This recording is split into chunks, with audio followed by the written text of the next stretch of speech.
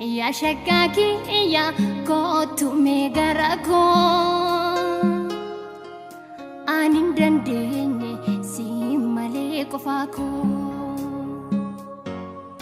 ya damaki ya akejale lafu ya shakaki ya kotu megarako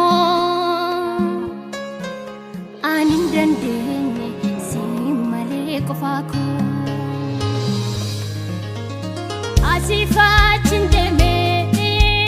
barbaden sidabe Asifachin deme barbaden sidabe Asko tu kamakia